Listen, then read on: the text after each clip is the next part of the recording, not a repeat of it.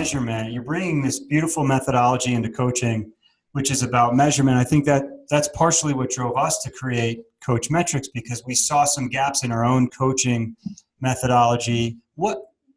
Talk more about why measurement is so critical in coaching today. Well, I mean, to me, if you don't measure something, how do you know it did any good? You obviously can't do research with something you can't measure. A lot of people have ideas about coaching, which sounds nice. There's absolutely no measure that they help people achieve positive, lasting change in behavior as judged by anyone but the person themselves. Zero measure. Well, I have a degree in math, so I'm a great believer in measurement. And if you don't measure it, how do you know it happened? Number one. Number two, what we measure drives out what we don't measure. If you know you're going to get measured, you're much more likely to do it. If you know you're not going to be measured, you're much less likely to do it. Yes. So what we measure drives away what we don't measure. So I'm a great believer in simple measurement, mini surveys, follow-ups, and that's how we judge improvement. That's why we can actually do real research. Yeah.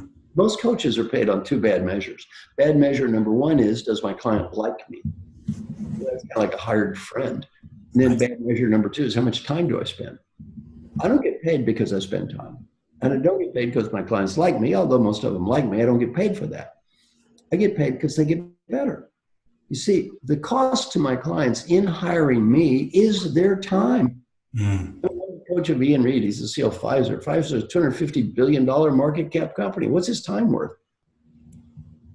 He doesn't need me to waste his $250 billion market cap time. I'm not there to waste his time. The less time I spend with him to get results, the better for him, for the company, and for me. That's a fantastic point. I remember I started getting interested in measurement when a VP of HR said to me, "Hey, Sal, how's the program going?" It was a 12-person leadership development program happening over 9 months.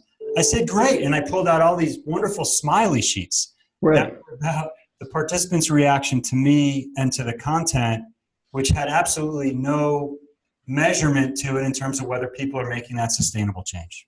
Exactly right. Yeah. Exactly right. By the way, Johnson & Johnson was my biggest client years ago, and they're part of that Leadership as a Contact Sport study. We did a top 2,000 leaders, and what we found out is they all loved the program I taught. Yeah. It got ranked 4.8 out of 5 from the people who got better, and it got ranked 4.8 out of 5 from the people who didn't change at all.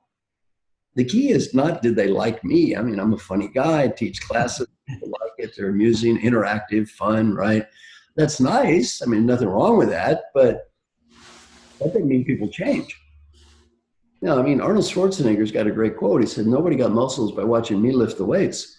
Well, you got to lift the weights. You got to do the work. If they do the work, they get better. If they don't do the work, they don't get better. Yeah.